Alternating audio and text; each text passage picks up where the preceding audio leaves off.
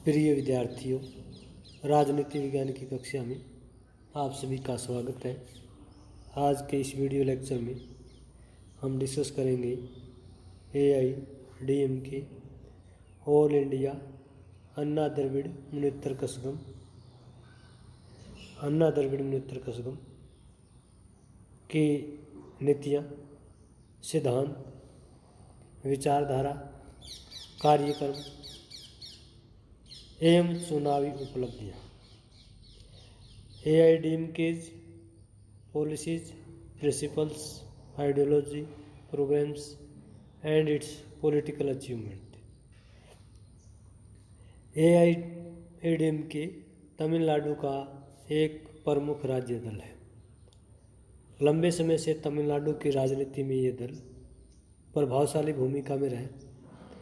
कई बार पार्टी ने तमिलनाडु में सरकार बनाई है और विपक्ष में रहे। तो आइए आज के इस लेक्चर में दक्षिण भारत के एक राज्य तमिलनाडु के प्रमुख दल AIADMK का डिस्कशन करते हैं।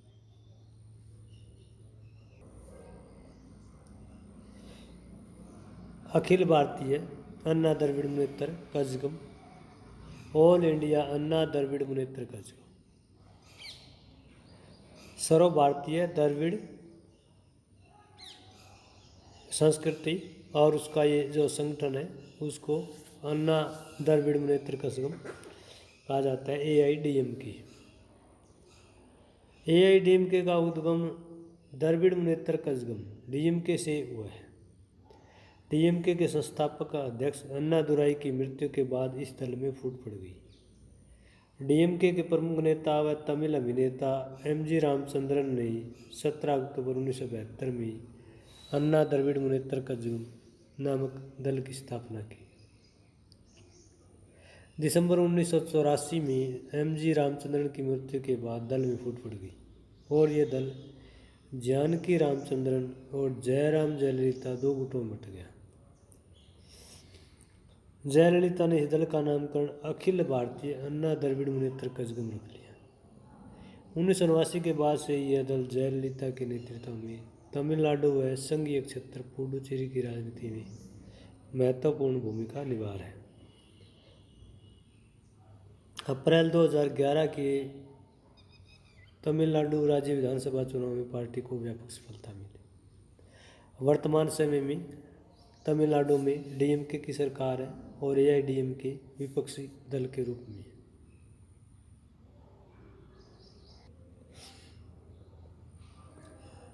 दल का चुनाव चिन्ह दो पत्तियां हैं, जैसा कि फ्रंट स्लाइड पर दिखाया गया है। AIADMK का प्रभाव क्षेत्र मुख्य तौर पर तमिलनाडु व संघीय क्षेत्र पुडुचेरी है। पुडुचेरी और तमिलनाडु में पार्टी ने कई बार सरकार बनाई है और विपक्ष में भी रहा है। पार्टी की संसद में ज़्यादा मजबूत स्थिति नहीं है, क्योंकि 17वीं लोकसभा यानी 2019 के लोकसभा चुनाव में पार्टी का एक सांसद विजयी हुआ और राज्यसभा में पार्टी के 6 सांसद हैं। अभी हाल ही में 2021 में हुए 18वीं विधानसभा के चुनाव में तमिलनाडु की 234 विधानसभा सीटों में पार्टी को 66 स्थान प्राप्त। पार्टी के झंडे का रंग लाल और काला है। पार्टी ने अपना घोषणा पत्र, जो समाचार पत्र है, उसका शीर्षक रखा है डॉक्टर नामतु MGR। पार्टी ने कई बार केंद्र सरकार के साथ गठबंधन किया है, जैसे 1998 में BJP के साथ, 2004 से 6 तक, फिर UPA के साथ, और 2008 से अब तक देखें तो यह तीसरे मोर्चे के साथ हमें नज़र आ रहा है। तो AIADMK का न केवल राज्य की राजनीति में बल्कि राष्ट्रीय राजनीति में भी योगदान है। समय समय पर केंद्र में सरकारें गठित हुई, उनको AIADMK ने सपोर्ट किया है। AIADMK की विचारधारा क्या है, नीतियाँ क्या है, कार्यक्रम क्या है। AIADMK ने अपना जो चुनाव घोषणा पत्र जारी किया है 16वीं लोकसभा का, इस घोषणा पत्र में अन्ना द्रमुक पार्टी ने अपने सिद्धांतों, नीतियों और कार्यक्रमों के बारे में बताया है और आम वोटरों से वायदा किया है। अन्ना द्रमुक ने इस घोषणा पत्र में सहयोगी संघवाद की बात कही है। पार्टी ने कहा कि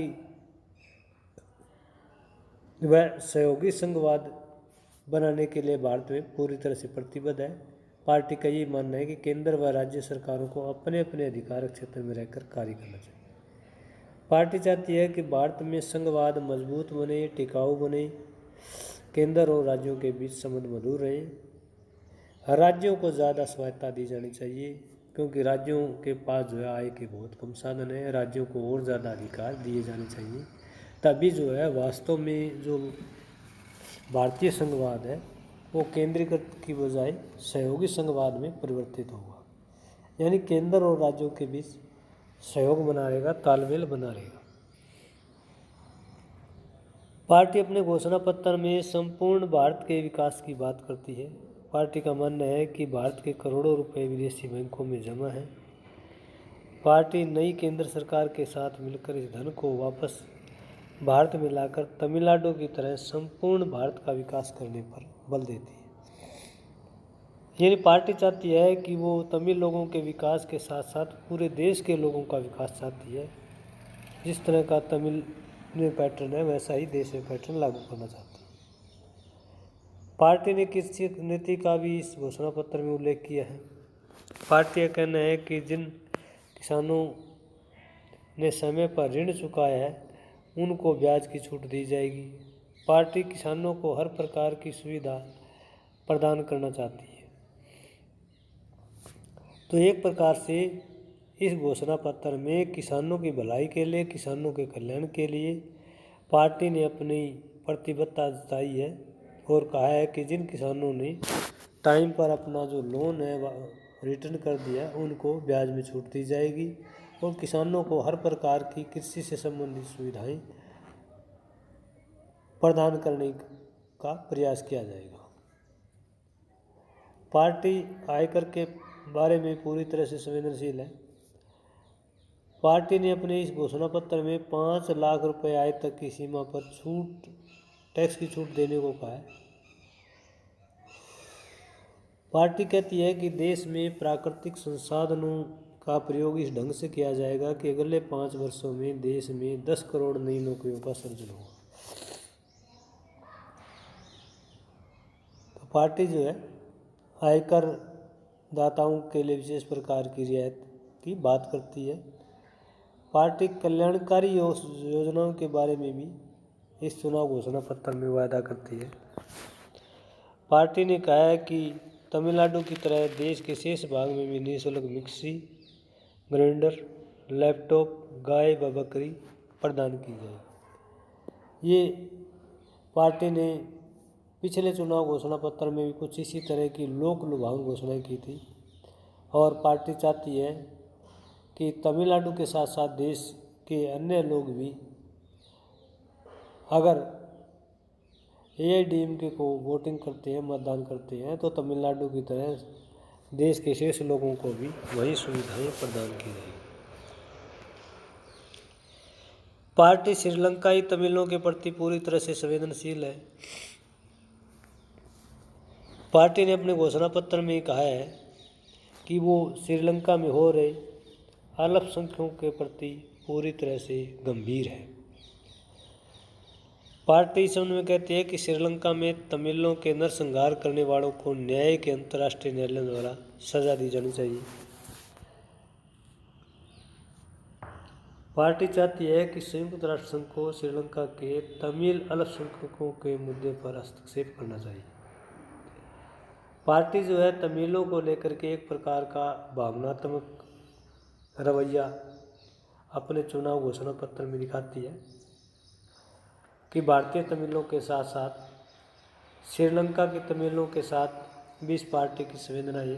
उन पर किसी प्रकार की जातियाँ होती है, मानव अधिकारों का शोषण होता है तो AIADMK जो है अपने स्तर पर उनको संरक्षण देने का प्रयास करे।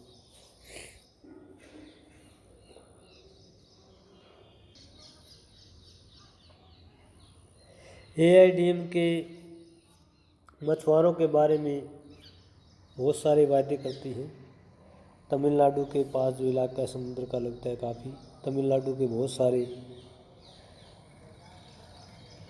व्यक्ति जो हैं मछली पालन में के व्यवसाय में शामिल है। तो पार्टी ने अपने इस घोषणा पत्र में निर्दोष तमिल मछुआरों का भी मुद्दा उठाया है। पार्टी चाहती है कि श्रीलंका सरकार निर्दोष मछुआरों की अवैध गिरफ्तारी बंद करे।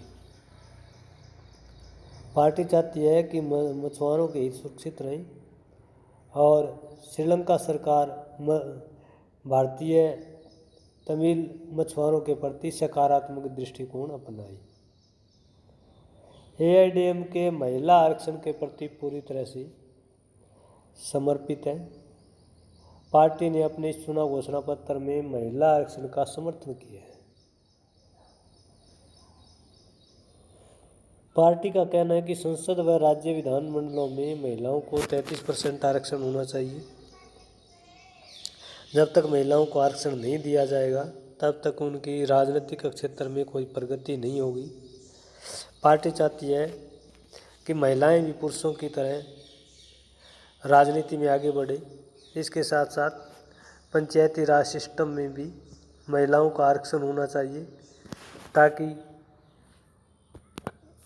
विकास के इस मार्ग में महिलाओं का सकारात्मक योगदान जो है उससे तमिलनाडु राज्य जो है पूरी तरह से लाभ उठा सके। तो पार्टी महिला सशक्तिकरण के पक्ष में है, महिला आरक्षण के पक्ष में है। पार्टी अनुसूचित जातियों जनजातियों के प्रति भी पूरी तरह से संवेदनशील है। AIADMK ने अपने इस चुनाव घोषणा पत्र में वादा किया है कि अगर ऐसी कम्युनिटी के लोग दूसरे धर्मों में जाते हैं, दूसरे धर्मों को स्वीकार करते हैं, हिंदू धर्म को छोड़ करके, तो दूसरे धर्मों में भी आरक्षण उपलब्ध करवाने का प्रयास किया जाएगा। तो पार्टी शेड्यूल्ड कास्ट के इंटरेस्ट के लिए जो शेड्यूल्ड कास्ट के लोग किसी कारणवश दूसरे धर्मों में चले गए हैं, उन धार्मिक समुदायों में भी ऐसी कम्युनिटियों को आरक्षण उपलब्ध करवाया जाएगा। पार्टी 7वें वेतन आयोग को लेकर के अपना रुख स्पष्ट करती है कि केंद्रीय कर्मचारियों के लिए 7वें वेतन आयोग की सिफारिश लागू करने का वायदा किया है। यानी पार्टी एक प्रकार से इस घोषणा पत्र में कर्मचारियों के हितों के लिए, कर्मचारियों की भलाई के लिए इस नए वेतन आयोग की सिफारिशों को लागू करने की पक्षधर है।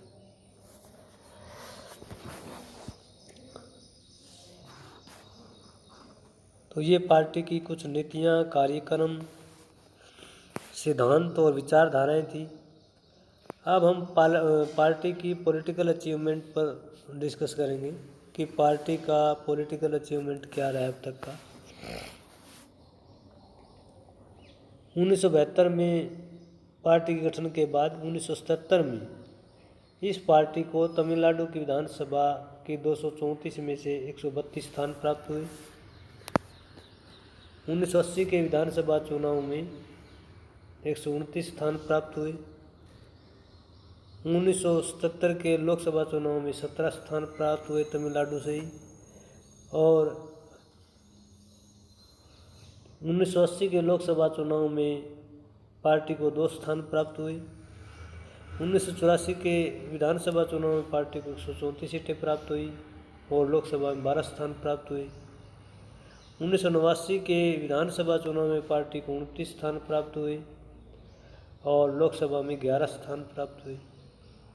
1991 के राज्य विधानसभा चुनाव में पार्टी को 164 स्थान प्राप्त हुए और लोकसभा में 11 स्थान प्राप्त हुए।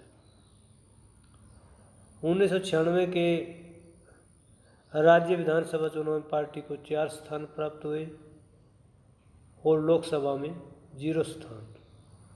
1998 के लोकसभा चुनाव में पार्टी को 18 स्थान प्राप्त हुए। 1999 के लोकसभा चुनाव में पार्टी को 10 स्थान प्राप्त हुए। 2001 के राज्य विधानसभा चुनाव में पार्टी को 132 स्थान प्राप्त हुए। 2004 के लोकसभा चुनाव में पार्टी को कोई स्थान प्राप्त हुआ, कोई सफलता नहीं मिली। 2006 के राज्य विधानसभा चुनाव में पार्टी को 61 स्थान प्राप्त हुए।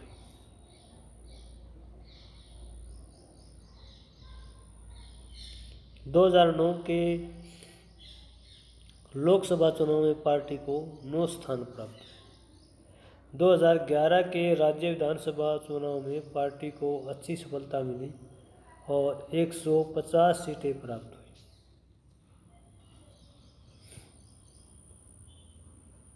2009 के लोकसभा चुनाव में पार्टी को 9 स्थान प्राप्त हुए। 2011 के राज्य विधानसभा चुनाव में पार्टी को 150 स्थान प्राप्त हुए। 2014 के लोकसभा चुनाव में पार्टी को 37 स्थान प्राप्त हुए। अब तक की सबसे बड़ी जो है सफलता मिली थी पार्टी को। 2019 के लोकसभा चुनाव में पार्टी निचले स्तर पर चलेगी, बिल्कुल 1 स्थान प्राप्त हुआ पार्टी को।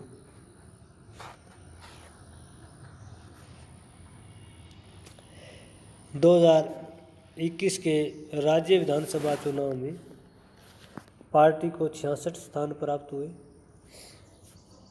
तो इस प्रकार पार्टी का ग्राफ पिछले कुछ समय से प्रदर्शन है वो नकारात्मक हो रहा है।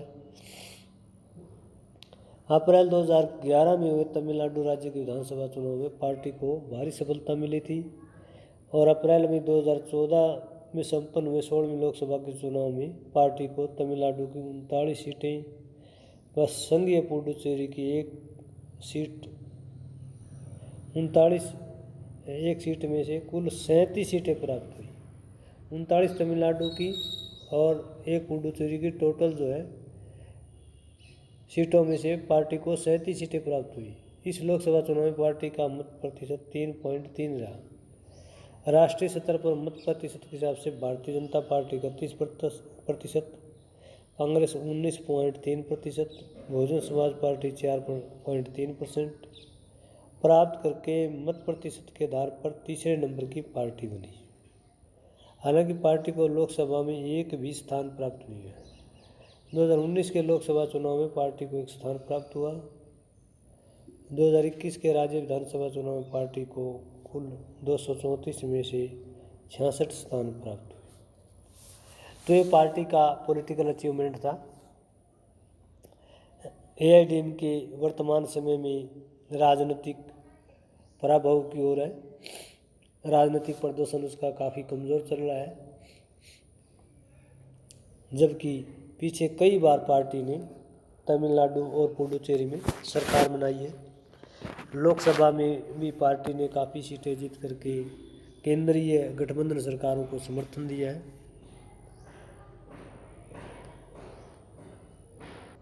तो आज का हमारा ये लेक्चर था एआईएडीएमके से संबंधित। एआईएडीएमके की विचारधारा क्या है, नीतियाँ क्या हैं, कार्यक्रम क्या है, सिद्धांत क्या है। एआईएडीएमके से संबंधित ये आज का वीडियो लेक्चर आपको कैसा लगा कमेंट करके ज़रूर बताइएगा।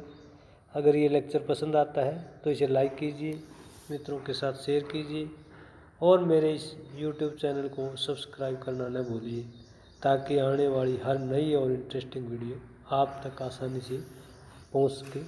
धन्यवाद।